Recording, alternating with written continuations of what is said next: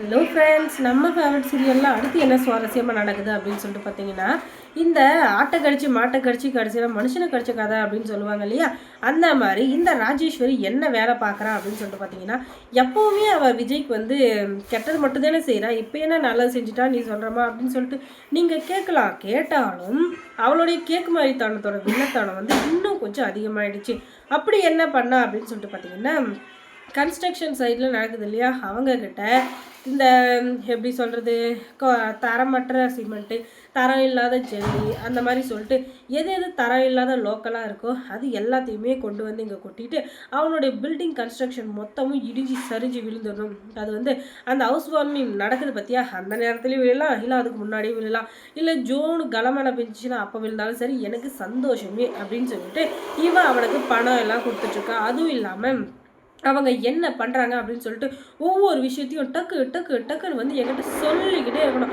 அப்படி சொன்னால் கண்டிப்பாக உனக்கு இன்னும் 2 இல்லை 3 மடங்கு கொண்ட பணத்தை அள்ளி அள்ளி அள்ளி கொடுப்பேன். என்னன்னா பணத்திலேயே மிதக்கிறவன் அப்படின்னு சொல்லிட்டு இவனுடைய பணத்திமிரை வச்சு பேசிகிட்டு இருக்கா. அது எல்லாத்தையும் அங்கே இருந்த ஒரு நல்லவர், அதாவது விஜய்க்கு கொஞ்சம் நம்பகமான, கொஞ்சம் தைரியம் கொடுக்குற ஒரு நல்ல வெல்விஷர் அப்படின்னு சொல்லிட்டு சொல்லலாம். அவர் தான் வந்து விஜய்க்கு கான்ட்ராக்டை கொடுத்துருக்கிறது. அவர் வந்து வீடியோ எடுத்து மொத்தத்தையும் விஜய்க்கு அனுப்பிச்சிடுறாரு. விஜய் வந்து அதை பார்த்துட்டு பயங்கரமாக ஷாக் ஆகிடுறாரு. ஐயோ ஐயோ, இவ கெட்டவ அப்படின்னு சொல்லிட்டு எனக்கு நல்லாவே தெரியும், ஆனால் இவ்வளோ கேடு கெட்டவ அப்படின்னு சொல்லிட்டு நான் கண்டிப்பாக நினச்சேன். ஆனால் அதை இவ்வளோ சீக்கிரம் நடத்திடுவா அப்படின்னு சொல்லிட்டு நான் நினச்சி கூட பார்க்கல. இவளை மாதிரி ஆளுங்கள்லாம் இப்படி வருவாங்கன்னு தெரிஞ்சு தான் அவரை வந்து கொஞ்சம் நம்பிக்கையான ஆளாக நான் வந்து செலக்ட் பண்ணேன். அதனால தான் அவர் வந்து நமக்கு ரொம்ப நல்லது பண்ணுறாரு.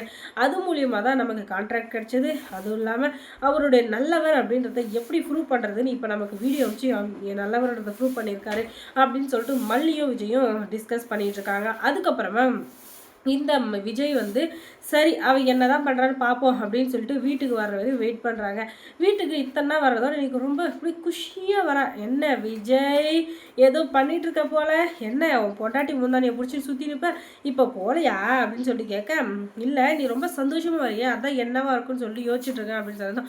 அதுவா, என்ன மாதிரி ஒரு பிஸ்னஸ் மேனுக்கு வந்து ஒரு பிஸ்னஸ் சக்ஸஸ் ஆனாலோ, இல்லை நம்ம எடுத்த டெண்டர் வந்து ஓகே ஆகிடுச்சுனாலும், இல்லை நம்ம நினச்ச வேலை நடந்துச்சுன்னு நிறைய வேலை இருக்குது. என்ன மாதிரி பிஸி மேன் வந்து எதுக்கு வேணால் சந்தோஷப்படலாம், என்ன வேணால் பண்ணலாம், எது வேணாலும் நடக்கலாம்.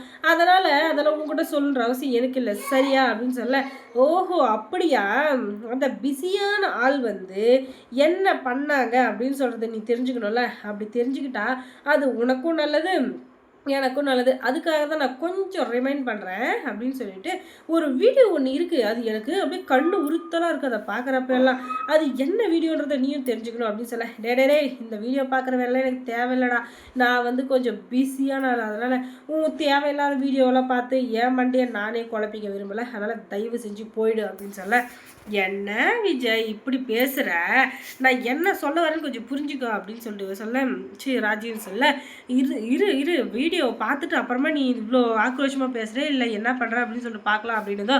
என்ன வீடியோ, சரி காட்டு தொலை அப்படின்னு சொல்ல, அந்த வீடியோவில் இவள் பணம் கொடுத்தது, விஜய்க்கு எதிராக சதி வேலை செஞ்சது எல்லாமே அதில் ரெக்கார்டாக இருக்குது.